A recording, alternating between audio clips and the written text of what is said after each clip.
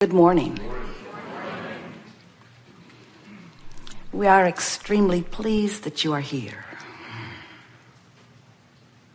It is good to come together for the purpose of co-creating. Do you agree? Yes. You are knowing what you are wanting? Yes. It moves about a bit, yes. You are enjoying the contrast that helps you to focus?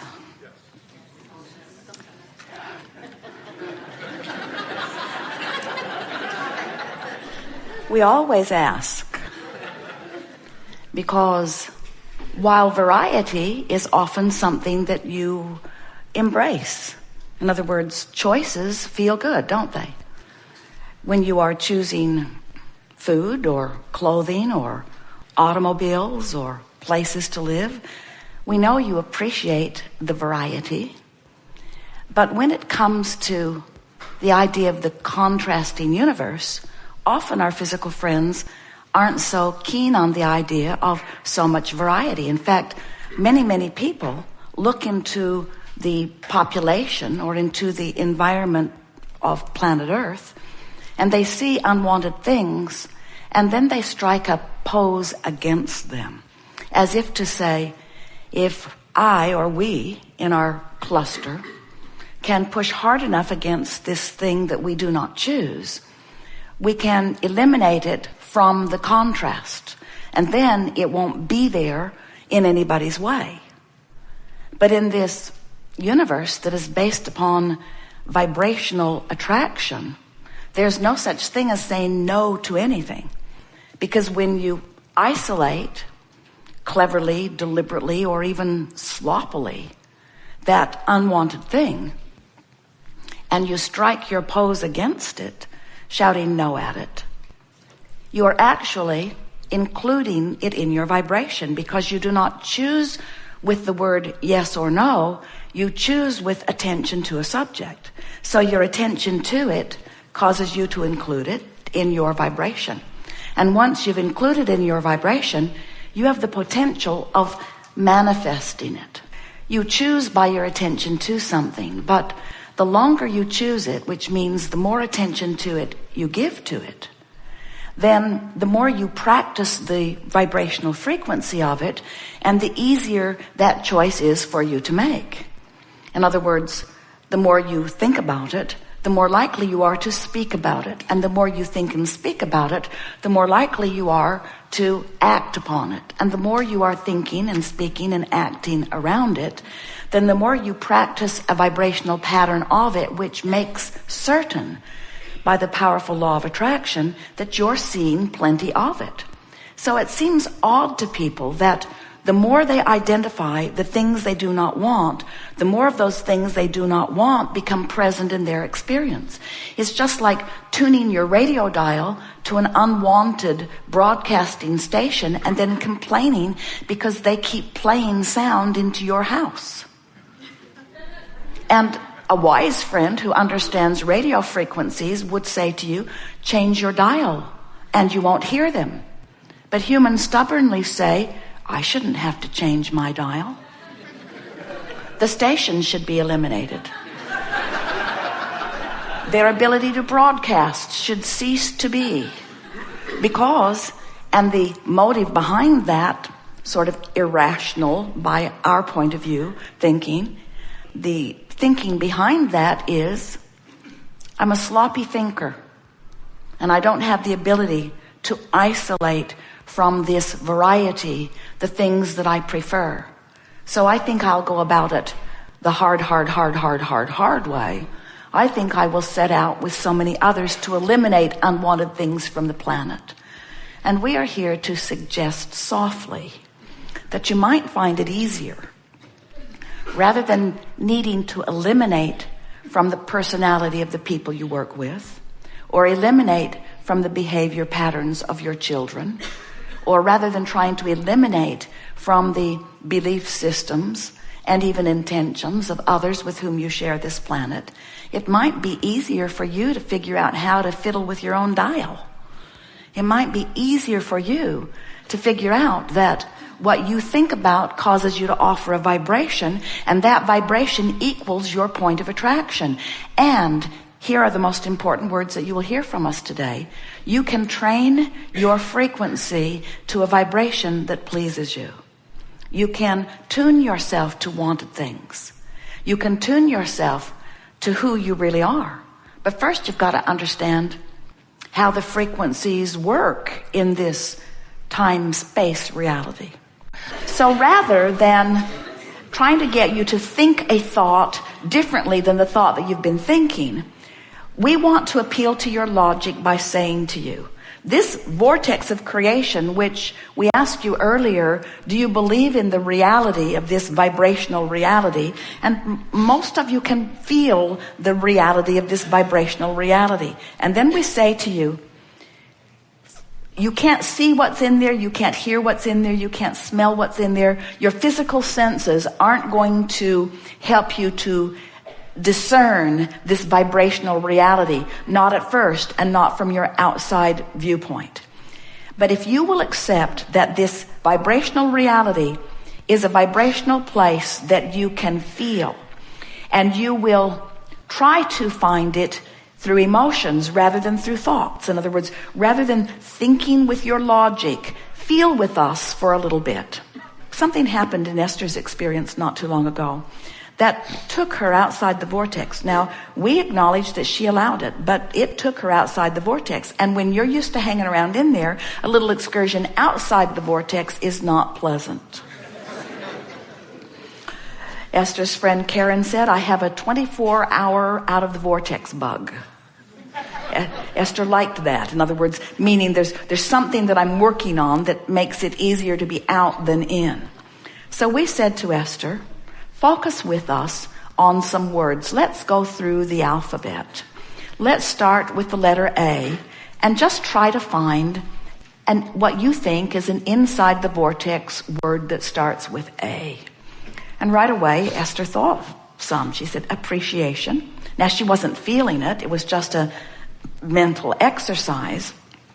Appreciation, she said. We said, what else? Allowing. Wasn't feeling it. It was just a word. But what else? Alignment. So now, by the time she found her third A word, we said, now, go back over them. See if you can find the feeling of appreciation. Well, she couldn't, but it was fun asking. So then we said, now let's move to B. Can you think of a word that begins with the letter B that you would think would be considered an inside the vortex word? And Esther right away thought of basking. Now, basking moved her energy a little bit because Esther is a basker. Sometimes she and Jerry will find something and they'll just beat it to death. Anybody watching them would run away sometimes at the appreciation that they're feeling. So Esther just stayed in the vibration of basking, just thinking about basking. We said to her, what is basking?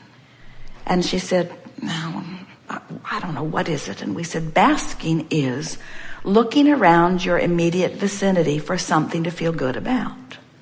So, basking. What else? Balance, but basking by far felt the best.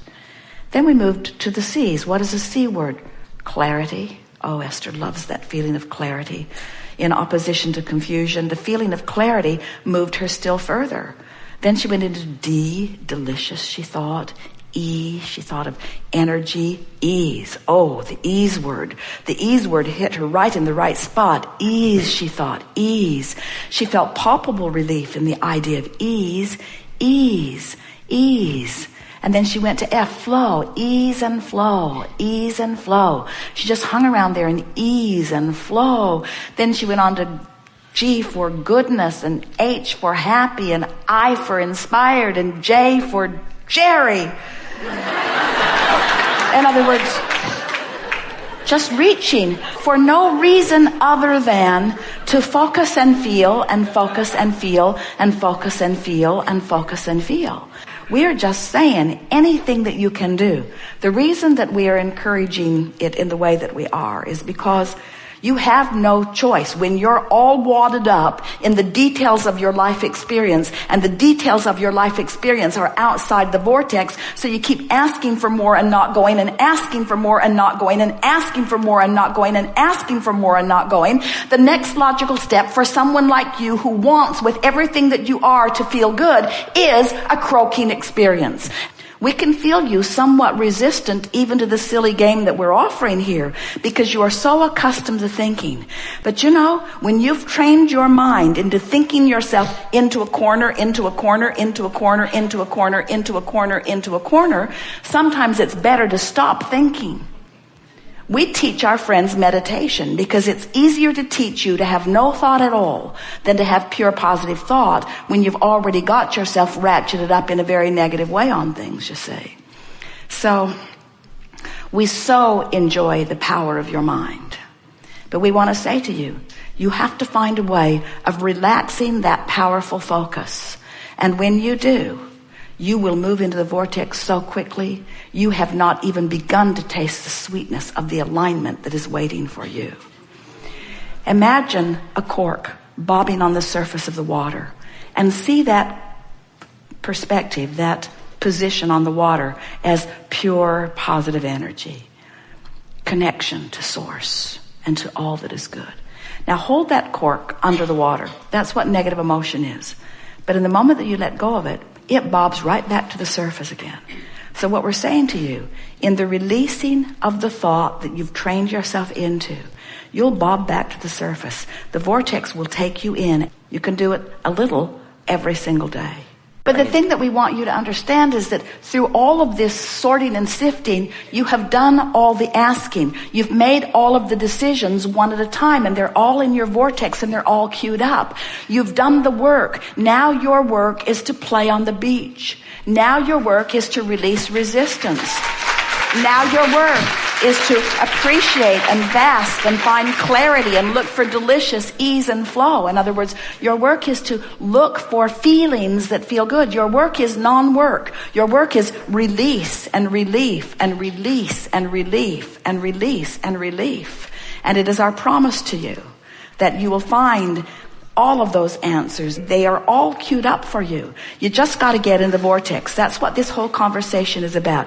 You just got to get in the vortex. You just got to get in the vortex. But that makes it sound like something that you got to do. So what we really want to say, first time ever, thank you very much. You just got to stop being outside the vortex. You just got to stop clinging to what's out of the vortex. You got to loosen your grip on outside the vortex. You got to play more. You got to laugh more. You got to have more fun. You got to release more. You got to think less. You want to meditate more. You want to bask more. In other words, don't make it a thinking game. Let it be a feeling game. And then watch what happens. So much there for you. We have enjoyed this interaction immensely. We've been out on the leading edge today in a number of different segments, taking thought beyond that which it has been before, and fulfilling the satisfaction that we reach for as we participate with you. We know that as a result of the lives that you are living, that you are putting new solutions, new answers, and new clarity into the vortex. And we receive the benefit of what you put there incrementally as you put it there. So we're feeling satisfaction all day, every day, as your problems and questions queue up, because the solutions and answers queue up for us, and the cooperative components are assembled.